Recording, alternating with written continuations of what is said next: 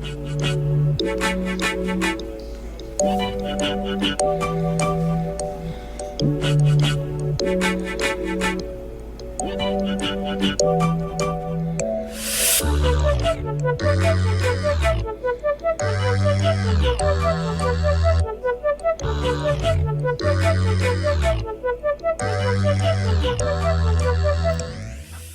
welcome to Technology Tap.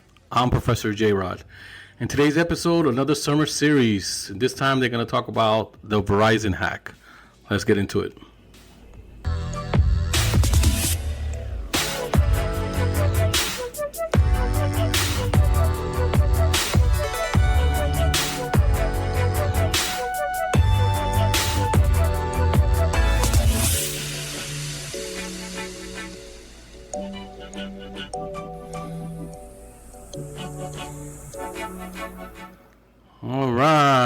All right. Welcome to Technology Tap. For those who don't know me, my name is Professor JRod, and I'm Professor of Cybersecurity. And if you've been listening, you know that I've been doing in collaboration and cooperation with some of my students a summer series on hacking, on companies that have been hacked.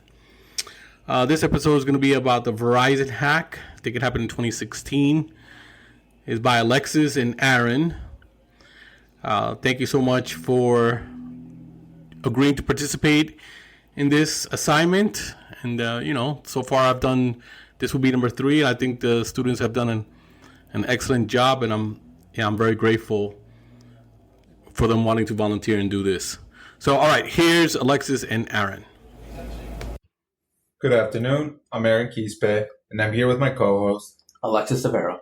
And today's topic is what happened to Verizon in 2016.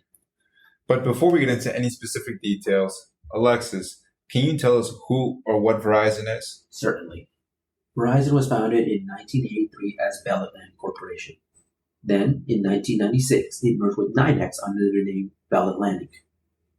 Finally, in 2000, Bell Atlantic merged with GTE to form a company known as Verizon. Verizon is one of the largest telecommunication companies in the world. It has operations in over 150 countries, serving over 140 million customers worldwide. Verizon provides a wide range of services. It is organized into 3 divisions. The first division is the Consumer Group, which provides wireless network services to residential homes and businesses. Then there's the Business Group, which caters to enterprise clients with secure and reliable network connectivity, cybersecurity solutions, cloud computing, and data center services. And let's not forget about the Media Division, which oversees digital advertising and provides online services through their platforms. That is Verizon as we know it today. So what reasons would a threat actor have for attacking them in 2016? Good question. Well, during that time period, Verizon Enterprise Solutions had a customer base of 1.5 million customers. Additionally, about 99% of Fortune 500 companies that year were using Verizon Enterprise Solutions in their daily IT environments. Not only is there a large pool of potential victims, but many of these are high-value targets. This made Verizon an enticing target for any financially motivated threat actor who could then sell the stolen information or exploit basic contact details for phishing and future cyber attacks. Now, Alexis, what specifically happened during this data breach? Well, in March of 2016, a database containing customer information from Verizon Enterprise Solutions was being advertised for sale on the cybercrime forum. The seller gave interested customers the option of buying the entirety of the compromised database for $100,000. The alternative option was to buy the information in chunks of 100,000 records for $10,000 each, forcing potential customers to gamble on the type of information they were buying. The poster was also offering to sell information about security vulnerabilities in Verizon's website. Threat actors were able to do this by exploiting a security vulnerability in the enterprise client portal. Aaron, could you go into further detail about the information we found regarding this data breach? Although not many details about this attack was released, Verizon claimed that no customer proprietary network information was accessed or accessible. What was stolen, though, was basic contact info like names and email. But in that same response, Verizon claimed to have resolved this issue. But just a couple weeks later, their PR team claimed that the database that was being sold online was just fictitious data. Naturally, we had to investigate to see if there's any truth behind the claims made by Verizon, or were they just downplaying the impact of this breach. And most importantly, we wanted to know if the seller of the compromised database could provide more insight into the weaknesses of Verizon's web services. Giving credence to the claims made by the seller, on April 14, 2016, another security flaw in Verizon's website was discovered. It was discovered that anyone with a valid Verizon.net account would be able to change the forwarding settings of another person's account. Imagine having your password reset emails being sent to another person, and worst of all, not knowing that they were being sent to them in the first place. Victims of this exploit would have no way of knowing that their email address was compromised, because they would not be able to receive any suspicious emails in their inbox. Before we get into any specific information about this vulnerability, it is important that we give listeners a brief overview of what website API security is. Absolutely. Web API security is essential for protecting sensitive data and ensuring the integrity of online systems. At its core, Web API security focuses on safeguarding the application programming interfaces that enable communication between the different software applications over the internet. APIs serve as the bridge between the front-end user interface and the back-end server, where the data is then stored and processed. When a user interacts with the web application, they're essentially sending requests to the API endpoints, which then processes these requests and returns the appropriate response. However, ensuring the security of these API endpoints is crucial, as they can be vulnerable to various threats if they're not properly protected. That's where measures like authentication, authorization, and encryption come into play. The API gateway acts as the gatekeeper, verifying the identity of users and ensuring that they have the necessary permissions to access the requested data. By encrypting the data in transit and at rest, organizations can prevent unauthorized access and protect the sensitive information from prying eyes. So in essence, Web API security is all about fortifying the communication channels between the different software components, ensuring that the data remains secure and confidential throughout the exchange process. But now, Alexis, what specific vulnerability was being used for this exploit? What was being exploited is known as an insecure direct object reference vulnerability, which means there was an issue with an API endpoint. As I stated earlier, a threat actor only needed a valid Verizon.net account to take advantage of this exploit. Then they must obtain the user ID of an email, which they can do by looking at the forwarding settings of an email account. More specifically, the proxy settings. The user ID is important because it is used to identify accounts in Verizon's internal systems. It also points to another internal ID known as the mail ID. The mail ID is what is used to identify a specific email address in Verizon's internal systems. This was only possible because Verizon exposed an API endpoint that gave people the means to look up a target's mail ID. A user would then send a post request to the URL of the exposed API endpoint, which was https://webmail.verizon.com/driver?NIMLET=mail ID lookup. A post request, put simply, is sending information from your computer to another computer. Once a person has this information, they could change the mail ID that their user ID points to. From there, they could change the forwarding settings like normal, but this time the settings are saved for another account.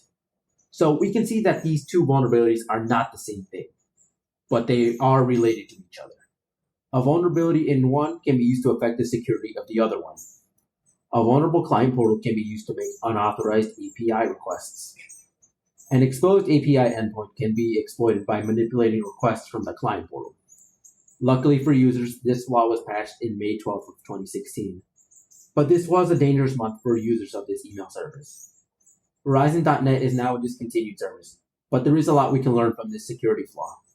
Aaron, can you give the listeners an idea of what companies can do to protect against data breaches in general? Let's start by addressing the need to enhance your system monitoring and auditing practices. Introducing a security information and event management system can significantly bolster your security efforts. This system collects and analyzes the security logs from across the network. Moving on, we'll discuss the implementation of role-based access control as a fundamental measure in fortifying your database security. RBAC works by restricting access to sensitive data based on the employee's role within the organization. By enforcing RBAC protocols, you can mitigate the risk of unauthorized access and data breaches, ensuring a more secure environment for your organization's data. Lastly, before dealing with a third-party vendor, it is good practice to conduct a thorough security assessment on the company before granting them access to your customer database. Include specific data security requirements in these contracts and regularly monitor vendor activity. And don't forget to hold them accountable for meeting those security standards that were agreed upon. Now, with that being said, Alexis, what are your thoughts on what happened to Verizon? Personally speaking, I have a greater appreciation for the security alert emails I receive. It's reassuring that should my email address be compromised, I can be informed of it immediately. Honestly, I think one of my problems is going to be reading that email on time because I'm not good at looking at my email. But it's good. Like I said, it is reassuring to have. I also like to have emails separated for different things. I have one for school, one for applying for jobs, another one just for personal browsing. Of course, it's good to keep your things organized. Yeah, so when I do get breached, I want to limit the scope of it. Of course. But I recommend people find a balance between convenience and security because I think this is good enough for me. But people might struggle just remembering one password. So I recommend just trying to use as many different passwords as they can. Or a password manager. I mean, that too. That would work. But this works for me, and people should just go with what works for them. I mean, I guess that could be true, but security over convenience at the end. I mean, if you want your things to be protected. Yeah, but you don't want to get locked out of your account. That's true too. Well, I think about this whole situation that it's a bit ironic that Verizon Enterprise is typically the one telling the rest of the world how these sort of breaches take place, which is why I recommend reading the Verizon's annual data breach investigations report, because each year it is full of interesting case studies from actual breaches. Yeah, like the pirate one. Yes. And most of these case studies include hard lessons, which mostly age very well. Even a DBI report from 4 years ago has a great deal of relevance to today's security challenges. So there is always something to learn from all these breaches, even if they were a couple years ago. Yeah, because technology keeps advancing, but the concepts stay the same. That's true. And with that, we conclude today's segment. Thank you, Dr. Rodriguez, for having us on your podcast. Yeah, thank you for this growing experience.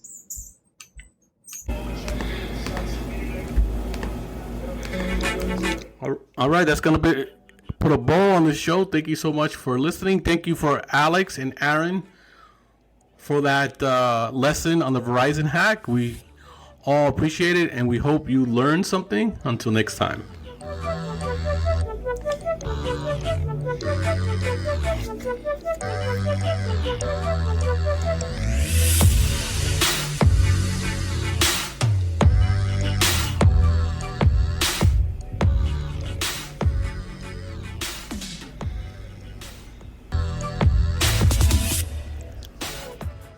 If you want to reach me, you can email me at ProfessorJRod@gmail.com. That's ProfessorJRod@gmail.com.